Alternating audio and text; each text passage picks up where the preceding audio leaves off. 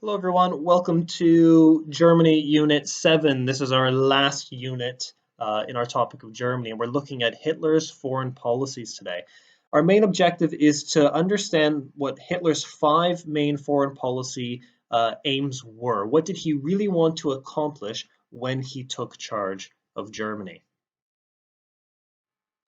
We've got four key words we need to know here. So, self-determination.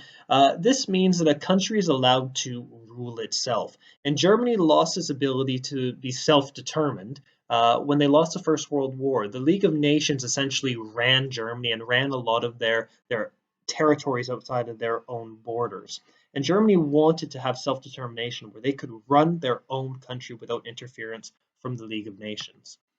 Anschluss, this is a word that means to unite with Austria. So Germany wanted Anschluss, they wanted to have that union between the two countries to become more powerful.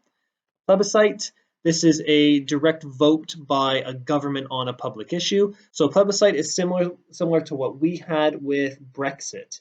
Now the difference is we voted as the people on Brexit rather than the government simply doing it for us. And conscription is when you have to serve in the military. So Hitler's main priorities when he became chancellor. We're going to do this as a little bit of a Q&A. So we've got four questions that we need to think about what the answers might be. Let's draw on what we already know about our topic in Germany. So his main priority when he started was to solve the problem of the Great Depression. And you need to think of what these problems might have been. Maintaining strong international relationships. Try to think who Hitler needed to be friends with. Which kind of countries would he want to be strong allies with? He needed to take back land and earn some money. So try to think of which document took land away and took money from Germany, and think of which areas that Hitler wanted to take back. And lastly, he needed to become self sufficient. So try to think how Germany is going to supply itself in the event of a war. Because if Germany starts another war, certainly countries like France and Britain aren't going to want to trade with him anymore. So take a few moments, you can pause the video now, have a look at these questions that are bolded on the right hand side, and just try to think to yourself based on your own knowledge, what might the answers to these questions be? When you feel that you've had a chance to think, you can press play and we'll take up the answers together. Okay, so we're back. So we're going to look at the first question, solving the problems of the Great Depression. What were these problems? If you were thinking about hyperinflation, unemployment, people losing their jobs and homes, these were the main issues caused by the Great Depression, and certainly issues Hitler wanted to fix. Maintaining strong international relationships. Who did he need to be friends with? Well, we learned about the policy of appeasement, keeping Hitler happy so long as his requests are reasonable. And he also needed to be a member of the League of Nations. Let's not forget, Germany was originally banned from joining the League of Nations. And once they got into the League, they were then seen to be returning to great power. They were going to be a country that was well respected, and the mistakes of the First World War would soon be forgotten. Taking back land and earning more money. Which document did this? Well, it was the Treaty of Versailles. And the areas that Hitler would want are called the Rhineland, the Ruhr, and the Sudetenland. So we have the Rhineland over here. The Ruhr is in this area, just kind of up there, and the Sudetenland borders on Czechoslovakia. These were regions that Germany wasn't allowed to be in. These were conditions set out by the Treaty of Versailles. Hitler wanted to reverse the Treaty of Versailles and get this land back. And lastly, becoming self-sufficient. How would Germany supply the nation? Hitler knew that if war breaks out, they're going to lose their trade agreements. And this meant the German industry needed to build up quite quickly. So building everything from cars, tanks, but also food and clothing production needed to take place within the borders and not rely on external trade. So if we have a look at our first one, this is a domestic problem for Hitler. So the Great Depression is something that's happening within his own country.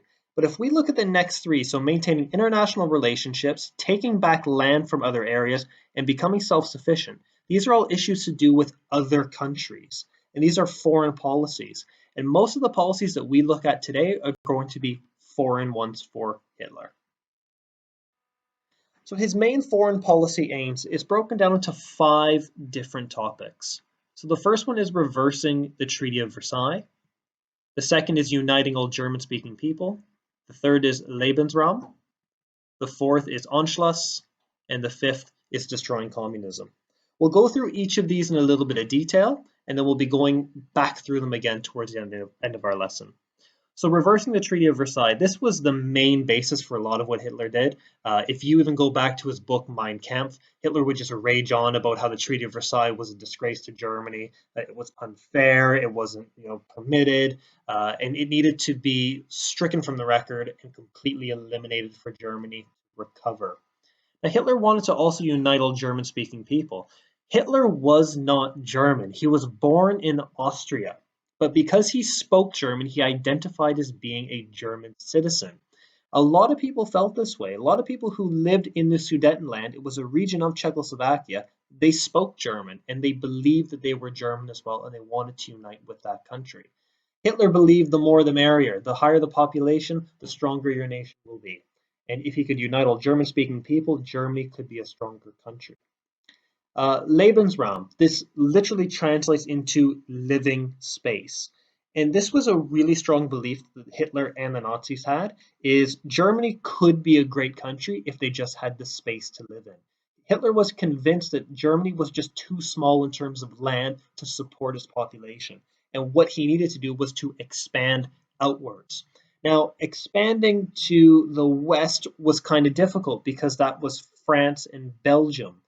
But expanding to the east might be a little bit easier into countries like Poland and Russia for reasons we'll get into a little bit later.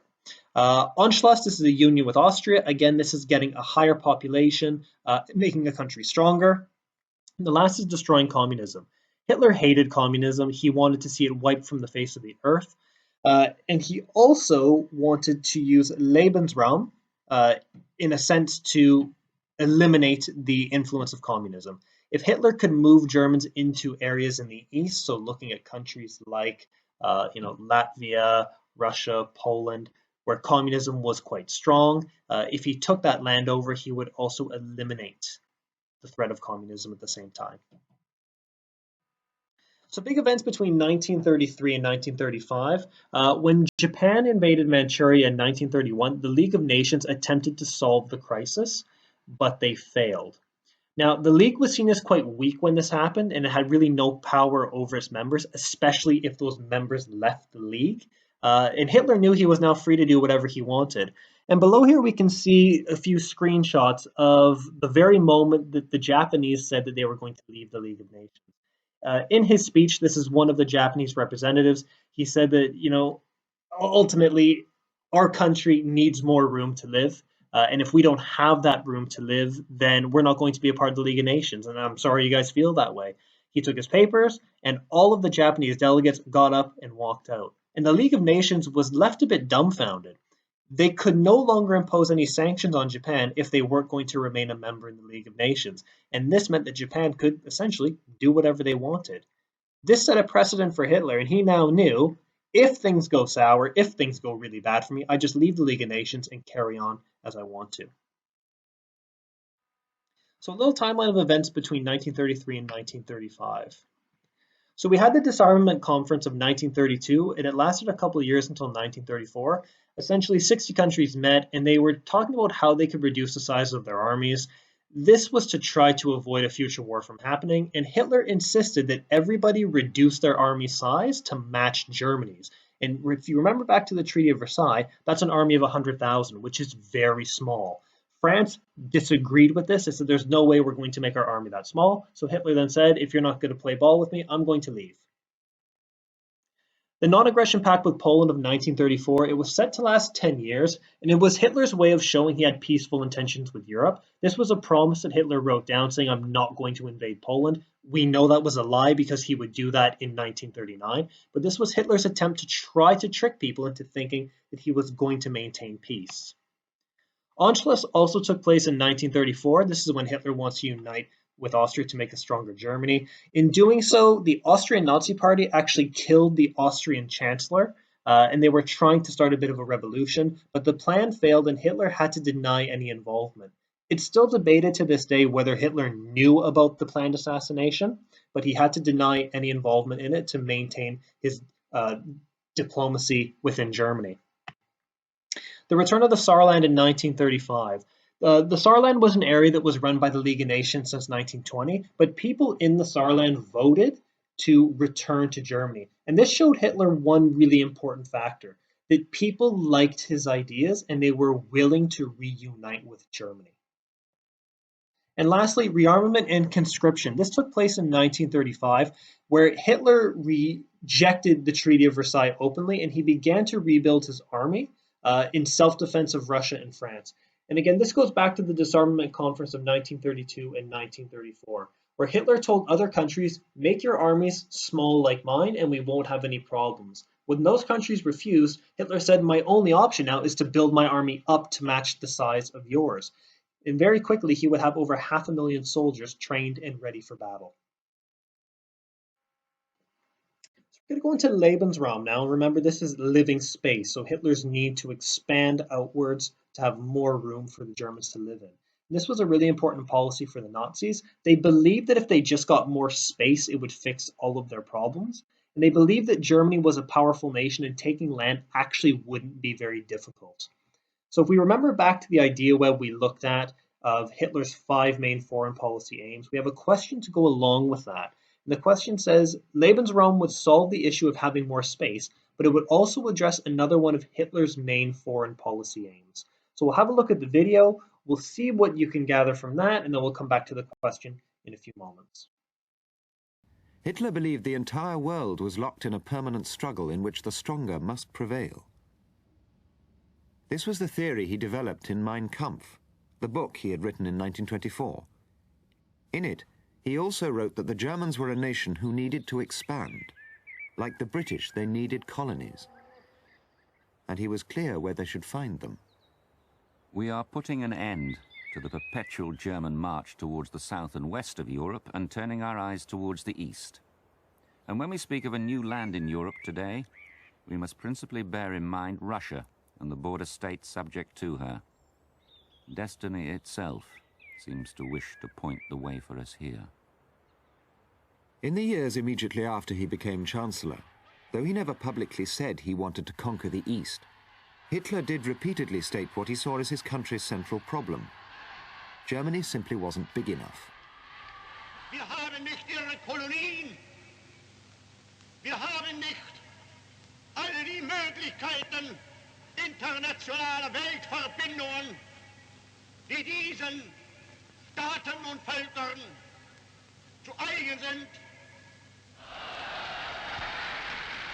Wir müssen unser Reich, in dem wir so beengt sind und so wenig Lebensvoraussetzungen besitzen, sorgfältig überlegt, bearbeiten und bewirtschaften.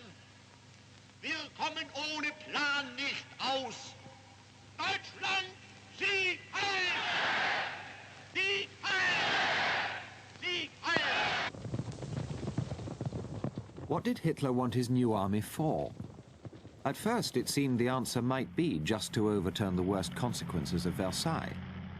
In 1936, Hitler moved his troops into the demilitarized portion of Germany, the Rhineland. There was little international protest. Then, at a secret meeting in November 1937, he told his generals that Germany must expand to survive, and announced that Germany's problem could be solved only by the use of force. Austria and Czechoslovakia were named by Hitler as the first targets. The leading generals were not enthusiastic. They offered sober objections to Hitler's ideas, not the applause he wanted. Within 3 months, the War Minister and commander of the army were removed after personal scandals. Hitler took the opportunity to appoint the most radical Nazi of all to the post of Commander-in-Chief of the German Armed Forces, himself. So having seen the clip now, let's go back to our question. So Lebensraum would solve the issue of having more space, but it would also address another one of his foreign policy aims. Now, if you said that foreign policy aim had something to do with gaining land over in this area, so Poland and Russia, so that's going to be your big hint. What kind of popular governmental system was prominent in these areas? So if you're saying taking land from the East in Russia would also eliminate the influence of communism, you're absolutely correct. It was a double-edged sword. We need this land to be able to develop our country, but we can also get rid of the influence of communism at the same time. So we're going to do a little word fill, and we just need to remind ourselves of the 5 main foreign policy aims. So reversing the Treaty of Versailles, uniting all German-speaking people, getting living space known as Lebensraum, Anschluss is to unite with Austria, and again, destroying communism.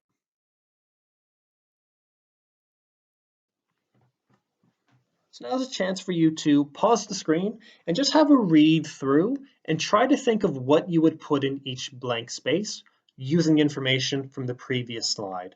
So go ahead, pause now, have a quick read through, and when you're ready, you can press play. Okay, so we've had a chance to look at it.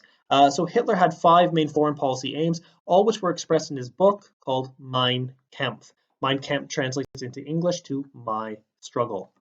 His first main aim was to reverse the Treaty of Versailles, as he never accepted its terms and promised to restore all the land that was lost.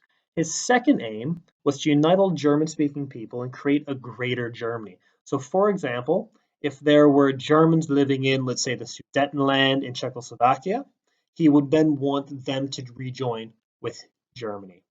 His third aim was Lebensraum, which is to gain living space for people, gain more food, more land, and more raw materials. So that's things like iron ore, timber, wool. Any of these things are going to be raw materials that can be manufactured into finished goods.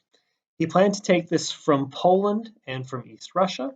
His fourth aim was Anschluss. This meant that there would be a union between Austria and Germany. And finally, his fifth aim was to destroy communism. Hitler was convinced that communism brought about the defeat of Germany, and Stalin, he was the leader of Russia, wanted to conquer Germany too. Okay, time for our bonus facts. Hitler was a really picky eater, and it wasn't because he was trying to be difficult. The actual reason is a little bit more comical than that. Hitler suffered from stomach problems, to say the least, and if he didn't eat a really carefully prepared diet, he would actually fart uncontrollably, which was really difficult for him to do because he was always around other people, he was always making speeches, and if you're standing at the front of a podium with all those microphones, if you do make a fart, people might hear it. So he was really picky for that reason. Hitler was actually voted Time Magazine's Man of the Year in 1938, and he wasn't voted Man of the Year because he was a good guy. Time Magazine's criteria in 1938 for Man of the Year was simply the person who has made the most political change in the world. And it didn't say it had to be good or bad change. It just said make the most change. So Hitler certainly fit the bill for that. Since then, Time Magazine has revised their process. They no longer have Man of the Year, they have Person of the Year. And it has to be somebody who makes positive contributions to the world, not just change. And the last one is Hitler's policies were not always popular with military leaders. Hitler was a pretty clever guy, but he was by no means a clever military tactician. So all these men in behind, these are career military leaders. They've gone to military colleges. They understand how war works. Hitler was a soldier in the First World War, but more importantly, he was a politician. He didn't always understand how things would play out on the battlefield, and the decisions that he would make as a supreme commander of the German military weren't always ones that were popular with his advisors. Sometimes he would listen to them, but most often Hitler would try to do things his own way. So that's it for today. Make sure you complete the quiz on Show Me Homework and complete any other tasks set by your teacher.